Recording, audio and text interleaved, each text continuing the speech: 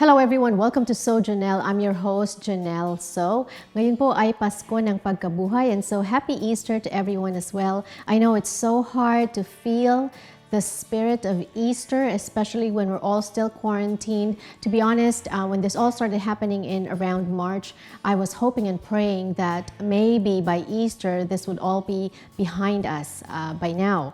Obviously, I am mistaken, and we're still very much into it without an end in sight. And so we are now going into week 5 of stay-at-home, shelter-in-place directives brought about by this coronavirus pandemic. A lot of couples, husband and wives, are going stir crazy right now. It's not just working from home, you're also working from home with children. Some, like us, we have let go of caregivers as well so that they can protect themselves as well. So I myself, I'm a mom working from home, running the show, but also at the same time taking care of my 4-year-old. You met her last week, Lily.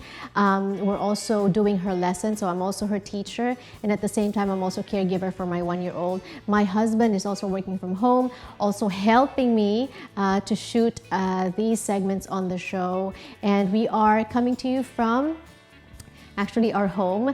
And at the same time, because of that, we are interviewing today a licensed therapist, marriage and couples therapist, to give us tips on how to cope, especially husband and wives. Like I said, we see a lot of jokes about husband and wives, how they feel about each other after 2 days, 3 days of quarantine. We are going into our 5th week. So we have some tools to cope for you in just a little while. For now, we open the program by staying informed.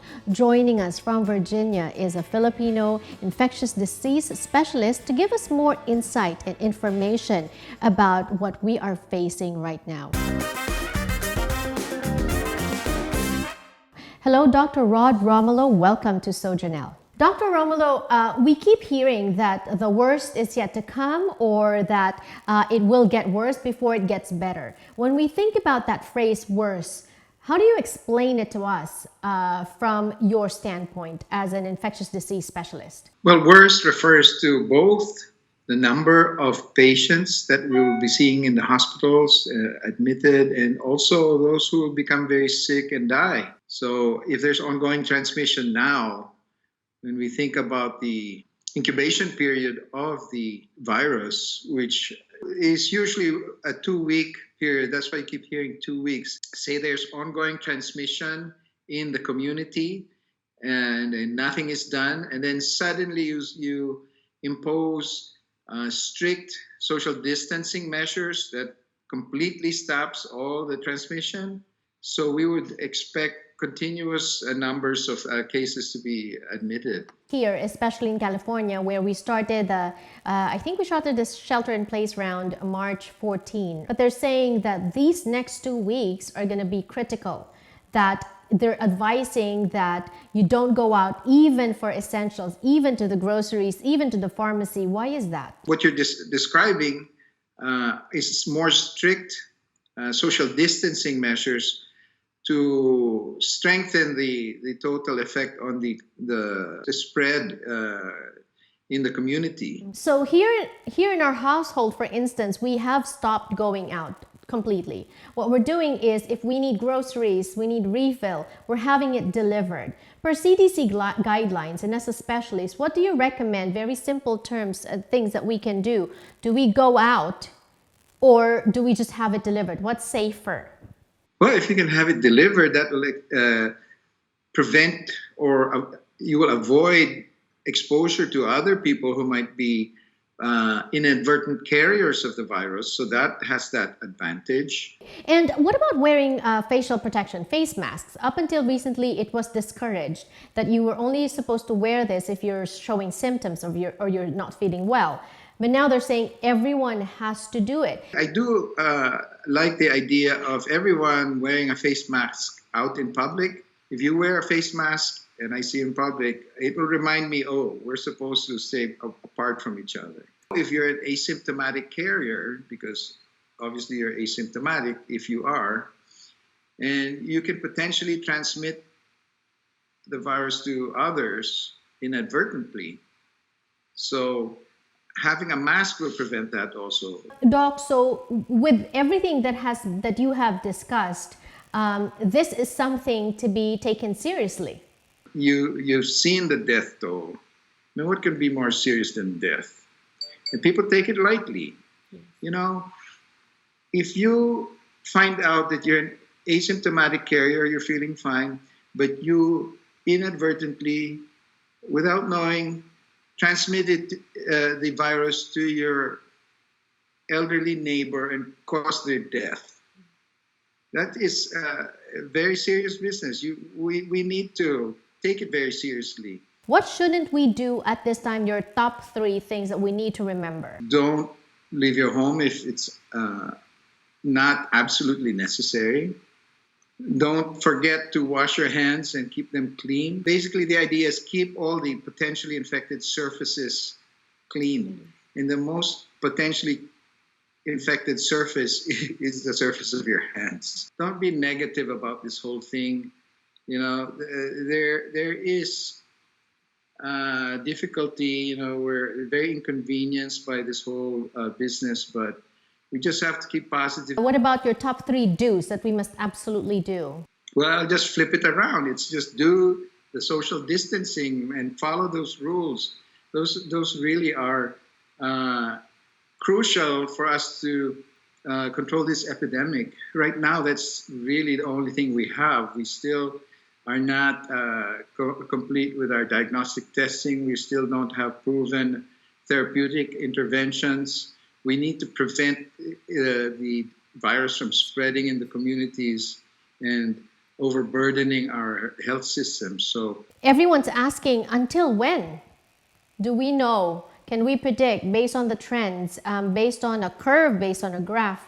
Until when do you think? Some people are saying by end of May is when this is gonna hopefully be contained. I don't think anyone can predict, but one logical conclusion will be the sooner we enforce the social distancing very strictly, without any loopholes, without any breaches, the sooner we do that, the sooner we'll get this epidemic under control. Thank you, Doctor. Mag-ingat din po kayo. Thank you for joining us today on So Jannelle. If you missed the first segment, we gave you So Informed because during these times it is important to stay up to date with all the information. All the guidelines are ever changing about whether to wear a face mask, face protection, what to do when you feel symptoms and all that. So if you miss that, we are also starting to post a lot of the segments here on the show and some previous segments as well, just for those of you looking to get your mind away from the doom and gloom of the times, from the anxious questions about coronavirus. We have been sharing some of the full shows of So Jannelle from when we started in 2017. It is on our brand new YouTube channel. It's called So Jannelle TV. Information on the screen. I hope you click, you share, you watch, you get inspiration, encouragement during these times, because you know we all go through difficulties and challenges, but with the right tools we can overcome. Once again, thank you for sharing your Sunday, Easter Sunday afternoon with us here on So Jannelle. If you're just joining, you've already missed 2 of the segments that we had earlier. We are coming to you also on YouTube. The handle is at So Jannelle TV. Information on the screen, so please catch that as well. You can catch us there commercial free every Wednesday evening. That's Pacific time, Wednesday at 8 p.m. Pacific time. I have just finished posting our first 1 and 2 seasons of the show starting way back in 2017. These are stories of inspiration and hope and encouragement that I hope you guys will draw inspiration from, which is very much needed during these dark times. We don't know what's going on. We don't know when this is going to end.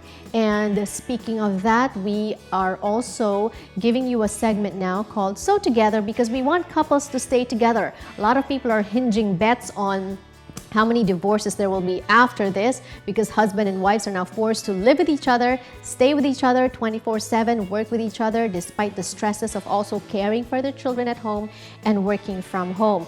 Joining us via Skype once again, as we all do now with all our interviews, is a licensed therapist, a licensed marriage and couples therapist. Gail Lafreniere is joining us to give us tips, especially for couples and parents out there watching. How do you stay together despite the stresses of the time?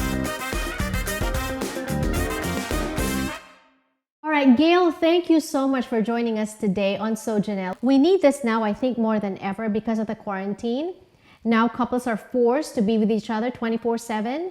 And it will be it could be all rosy, but because we're also dealing with working from home and the stress of taking care of the children and the stress of not knowing what's happening with this COVID-19 business, now it's all compounded. In fact, Gail, I don't know, give us your thoughts on, a lot of people are hinging bets that there will be a lot of divorces coming out of this period. Your thoughts on that? So this is also a crisis. And of course, like any crisis, we are tested. And sometimes what we find is that when there's increased stress, the couple is not really able to become more empathetic or sympathetic towards each other. So that's why I think, as you said, it may be that there may be more divorces, but I think it's because it starts out with more conflicts on a daily basis because of the stress. Right. Okay. So let's get to it. Top 5 things to do to manage the quarantine. Number 1, Gail. So one of the things that's going on right now that's really very anxiety provoking and increases the stress is that everyone is at home. So of course, everyone's kind of getting in each other's way. The first thing you got to do is set up a schedule that kind of mimics as much as possible the schedule that you had pre-pandemic. So meaning if everybody is going out of the home from 8 to 5, that's when you would do the work, and then you have like a natural end day to a work day or a school day. But it also provides you with a physical boundary also within the house.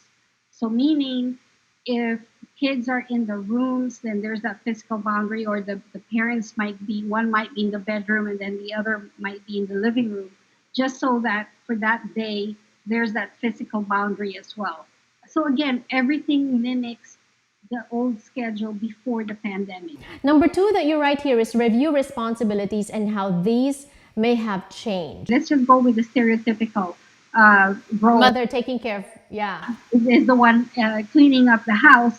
If we don't review how this responsibility has changed, the mother can end up being much more stressed because she will end up cleaning much more because the kids are in the house. There are more dishes. There's more mess. You have to review those responsibilities so that the roles or the house chores or those responsibilities are spread more equitably. Right. So say for example, like I'm going to use my husband and myself. We're home. We have a 1-year-old that before he had a nanny, either that or we would drop him off at my mom's house, and now we can't do that. So what my husband and I try to do is we divide, so he can't have calls one after the other. So he'll have a call maybe from 9:30 to 10:30, and then take a break so that I can do my stuff. Your number 3 advice is to have more meetings between the couple. It seems a little bit more kind of like, should I say, business-like. So now when you have a crisis, you need to really reconnect. And if you're talking about something romantic, so let's just say you want to be romantic, or one of the spouses were saying, hey, let's have a date night. How can you have a date night when you're so tired from the day of taking care of the kids, taking care of the house, having to work? There's just too much stress. So first of all, you have to manage the basic needs, which of course would be the food, clothing, and shelter. And then after that has been taken care of, which hopefully you could do with having meetings and discussing the new situation with the household, then maybe there will be less stress and you'll be more open and willing and being able to relax and be romantic. Right, right. And then number 4, balance your activities. And I like this. Part of coming out of a crisis is going back to normalcy. And so watching your, whatever, your reality show. Make sure you have something that relaxes you, which brings us back to number 1. When you set up a schedule, make sure that you're setting up a schedule to do physical activity at least 2 to 3 times a week. Absolutely. Right. And finally, decrease stress. Studies have shown so over and over again that when there is increased stress, we have decreased ability to have empathy. And empathy, of course, is the ability to understand what the other person is going through. If we're not trying to understand the other person, which in this case would be our spouse, we're not going to be very, how would you say? Open. Like the relationship is not going to be open because you're not understanding where your spouse is coming from. And that's where a lot of conflicts arise. Rounding this up, very helpful. Gail, I don't see drinking wine in your suggestions. Winding down, right? Yes. But of course, we are all responsible adults. We can do that when we want to. But for now, I think the one thing that I'm getting, and correct me if I'm wrong, is communication. So you need that anyway to keep a relationship going. But now more than ever, when there's a lot of stress source in the marriage, you need to have open communication lines and really talk to each other. And maintaining that connection. Right. Thank you, Gail, and we'll talk again soon. Thank you, Jannelle. We hear a lot of advice from different people, but I think that during this time, we need to do some of the few things. First, of course, social distancing. We still need to follow that. Please, please stay at home. Stay at home unless you absolutely need to go out. So stay at home. Also, stay up to date with all the information, and that's why here on So Jannelle, we are trying to give you that. Earlier, we opened the program with a So Informed segment, talking to an infectious disease specialist from Virginia, Filipino. Also, stay together. We have given you our interview with a licensed marriage and couples therapist who gave us tips on how couples, husband and wives, parents can stay sane during this time of quarantine, juggling everything, working from home, children at home as well, so helping them with their lessons, and just staying together 24/7. I know that's very stressful. And speaking of stress, what we have done here as a family as well is we have started nurturing Lily's, or my daughter, she's 4 years old, my daughter's love for talking and presenting and filming, as what she says. And so we started a new YouTube channel for her. It's called Life with Lily, which we introduced to you guys last week as well. And this is just some light things on a perspective of a 4-year-old on what's going on with the coronavirus, what she's doing during quarantine, how to stay healthy, some new things that she's been doing at home, encouraging learning during this time, and self-improvement, of course. Here's one of her new videos. Hi guys, and welcome to my new studio. I've been learning to count because I'm at home because of the coronavirus. English. 1, 2, 3, 4, 5, 6, 7, 8, 9, 10.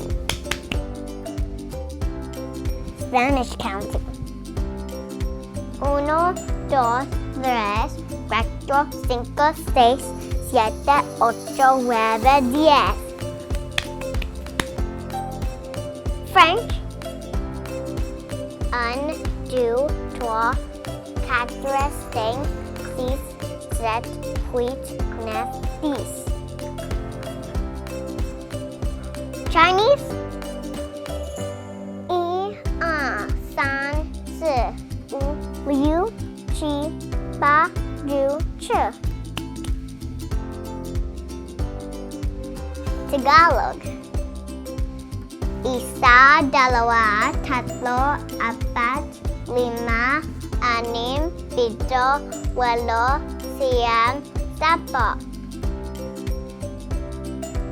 I hope you guys learned fun things in quarantine too. Thanks for watching. Mwah.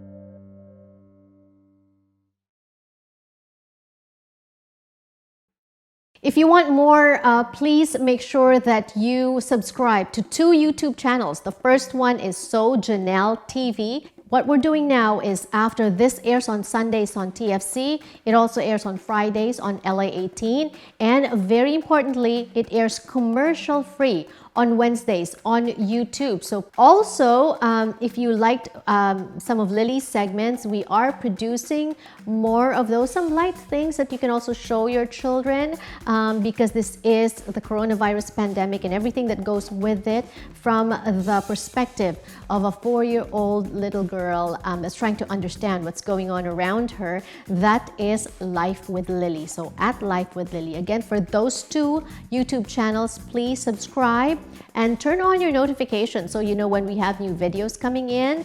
And please, if you can, share with your friends and family. Again, with Life with Lily, we're hoping to spread some good cheer, some light moments, something very encouraging and inspiring. And speaking of what's going on, of course, it's also Easter. Some of us can quite comprehend what's going on. Easter, supposed to be joyous, supposed to be the victory of Christ, and we're still battling with this darkness called coronavirus. Here's an Easter message from a Catholic priest for you guys. I hope you enjoy this. I hope it sheds some light on some of your fears and questions. Well, I know I also struggle with the same question. Why is God allowing this to happen? And I don't have really the complete answer for you or for anyone. All I know is that something good will happen out of this crisis. I know the Lord, is doing something here, not to punish us, but somehow this itself becomes an opening for us.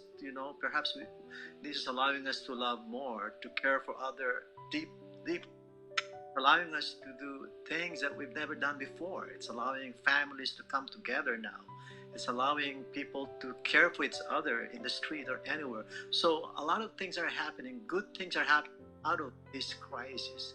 So it's a mystery that we all struggle with. But we all know that, God has not abandoned us. Just like when our Lord Jesus Christ said, "My Lord, my God, why have you abandoned me?" In now, as we celebrate Holy Week, we know that death is not the end for Christ. There's Easter, there's life, and we know that if we are Easter people, we are Christians, we believe that beyond this crisis, this pandemic, there will be life. So we are Easter people. We have to believe in the power of God. He will save us.